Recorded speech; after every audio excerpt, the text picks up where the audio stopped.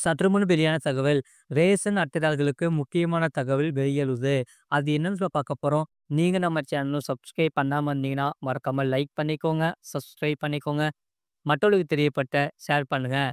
Ration card மூலம் ஏழை எளிய மக்களுக்கு தமிழ்நாடு அரசு மலிவு விலையில் மளிகை பொருட்களை விநியோகித்து வரும் நிலையில், அதில் ஏற்படும் குறைகளை நிவர்த்தி செய்ய பல நடவடிக்கைகளை மேற்கொண்டு வருகிறது. அதில் காலங்காலமாக இருக்கும் ஒரு பிரச்சனை என்னவென்றால், மக்களுக்கு கொடுக்கப்படும் அரிசி, பருப்பு, கோதுமை ஆகியவற்றில் மோசடிகள் நடப்பதாக தொடர்ச்சியான புகார்கள் பெறப்பட்டு வருகின்றன. இதனைத் தடுக்க தீவிரமாக ஆலோசனை செய்த தமிழ்நாடு அரசு, பொருட்கள் எடை அளவு, மக்களுக்கு கொடுக்கப்படும் கம்ப்யூட்டர் பில்லி இடம்பெறும் வகையில் மிஷின்கள் அப்டேட் செய்யப்பட்டுள்ளன. அதுவும் உணவுப் பொருள் வழங்கல் துறை அமைச்சர் சக்கரபாணி இது குறித்து சென்னையில் ஆய்வு மேற்கொண்டார். இது தொடர்பாக தமிழ்நாடு அரசு வெளியிட்டிருக்கும் செய்திக்குறிப்பில், உணவு மற்றும் உணவுப் பொருள் வழங்கல் துறை அமைச்சர் சக்கரபாணி சென்னை மண்டலத்தில் கீழ்ப்பாக்கம் அமுதம் நியாய விலை அங்காடியில் விற்பனை முனையர் இயந்திரத்துடன் எடை தராசை இணைத்தல் தொடர்பான ஆய்வினை மேற்கொண்டார். விற்பனை முனைய இயந்திரத்தில் கைரேகை பதிவு, எடை தராசில் பொருளை எடை போட்டு விற்பனை முனைய இயந்திரத்துடன் இணைத்து ரசீது போடுதல் போன்றவற்றை பற்றி கடை விற்பனையாளரிடமும் பொதுமக்களிடமும் கருத்துக்களை கேட்டறிந்தார். மேலும் ஆய்வின் போது பொதுமக்களிடம் நேரடியாக பேசி நியாய விலை கடையில் வழங்கப்படும் இன்றியமையா பொருட்களின் அளவு மற்றும் தரம் குறித்தும் கருத்துக்களை கேட்டறிந்தார் என தெரிவித்துள்ளது. அதாவது, சோதனை முறையில் இந்த கடைகளில் எடைத்தராசுடன் பில் மிஷின் இணைக்கப்பட்டு பொதுமக்களுக்கு பொருட்கள் விநியோகம் செய்யப்பட்டு வருகின்றன. இந்த சோதனைகளில் முடிவில் அடிப்படையில் தமிழ்நாடு முழுவதும் உள்ள ரேஷன் கடைகளுக்கு எடைத்தராசுடன் பில் மிஷின் இணைக்கும் இயந்திரங்களை கொடுக்க அரசு திட்டமிட்டுள்ளது. இன்னொரு குட் நியூஸ் என்னவென்றால், அதாவது மாதத்தின் கடைசி பணி நாளான 29/3/2025 சனிக்கிழமையாக அமைகிறது. மேலும் அதனைத் தொடர்ந்து வரும் 30/3/2025 அன்று தெலுங்கு வருடப்பிறப்பு மற்றும் 31/3/2025 அன்று ரம்ஜான் பண்டிகையினை முன்னிட்டு அனைத்து நியாய விலை கடைகளுக்கும் விடுமுறை நாட்களாகும். எனவே இம்மாதத்தின் கடைசி 2 நாட்கள் நியாய விலை கடைகளுக்கு பொது விடுமுறை தினங்களாக வருவதால், அனைத்து குடும்ப அட்டைதாரர்களின் நலன் கருதி, அதாவது 29/3/2025 அனைத்து நியாய விலை கடைகளும் செயல்பட்டு வழக்கம் போல் அத்தியாவசிய பொருட்கள் விநியோகம் செய்யப்படும். குடும்ப அட்டைதாரர்கள் தங்களுக்கான அத்தியாவசிய பொருட்களை 29/3/2025 அன்றும் நியாய விலை கடைகளில் பெற்றுக் கொள்ளலாம் என தெரிவிக்கப்பட்டுள்ளது. அது மட்டுமில்லாமல் 50,000 ரூபாய் முதலீடு செய்தால் போதும் 35 லட்சம் கிடைக்கும். அது எப்படி அசோலா பார்க்க போறோம். நீங்க நம்ம சேனல் சப்ஸ்கிரைப் பண்ணாம இருந்தீங்கன்னா, மறக்காம லைக் பண்ணிக்கோங்க, சப்ஸ்கிரைப் பண்ணிக்கோங்க. மற்றவர்களுக்கு தெரியப்படுத்த ஷேர் பண்ணுங்க. இந்த திட்டத்தில் நீங்கள் ஒவ்வொரு ஆண்டும் 50,000 ரூபாய் டெபாசிட் செய்தாலோ 25 ஆண்டுகளில் ஒரு பெரிய தொகை கிடைக்கும்.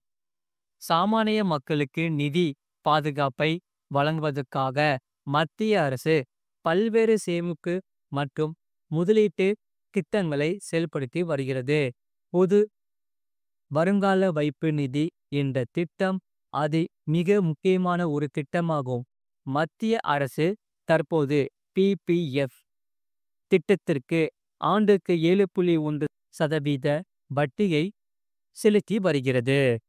பிபிஎஃப் கணக்கில் பணத்தை வருடத்திற்கு ஒரு முறையாவது டெபாசிட் செய்ய வேண்டும். நீங்கள் விரும்பினால் ஒவ்வொரு ஆண்டும் ஒரு பிபிஎஃப் கணக்கில் மொத்த தொகையை முதலீடு செய்யலாம்.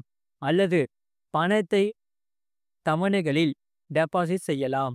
ஒரு வருடத்தில் பிபிஎஃப் கணக்கில் குறைந்தபட்சம் ரூபாய் 500 முதல் அதிகபட்சம் ரூபாய் 1,50 லட்சம் வரை டெபாசிட் செய்ய முடியும்.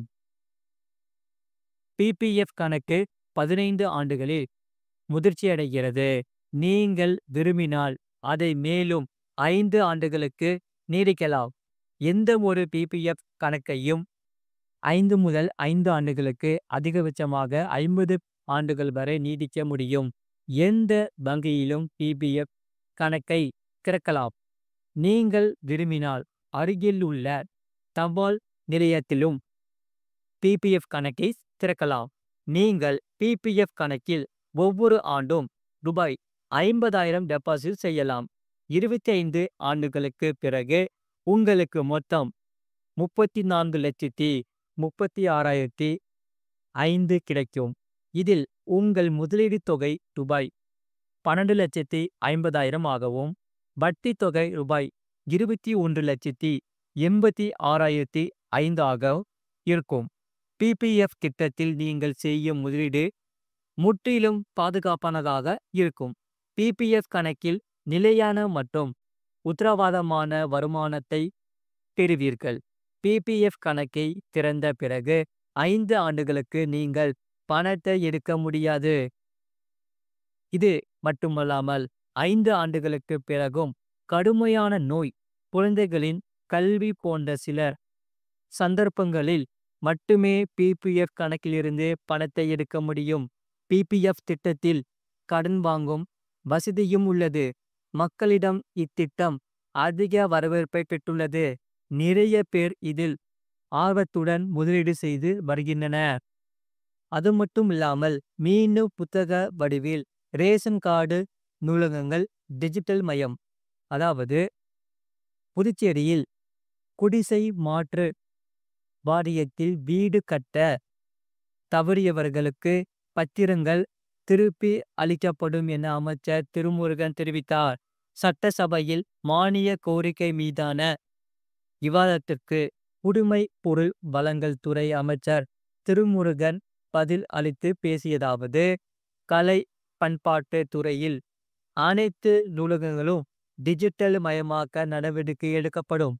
முதல் கட்டமாக அரசு கட்டணங்களில் இயங்கும் நூலகங்கள் டிஜிட்டல் மயமாக்கப்படும். நூலக கட்டணங்கள் புதுப்பிக்கப்படும். 25 நூலக தகவல் உதவியாளர்களை போட்டி தேர்வின் மூலம் தேர்வு செய்ய பணியாளர் மற்றும் நிர்வாக சீர்திருத்த துறைக்கு கோப்பு அனுப்பப்பட்டுள்ளது. 2025 முதல் 2026 ஆண்டுக்கான கலைமாமணி, தமிழ்மாமணி விருதுகள் வழங்கப்படும். இதில் புதிதாக புகைப்பட கலை, பேச்சுக்கலை சேர்க்கப்பட உள்ளது. காரைக்கால் அம்மையார் பெயரில் இயல், இசை, நாடக பிரிவில் விருது வழங்கப்படும்.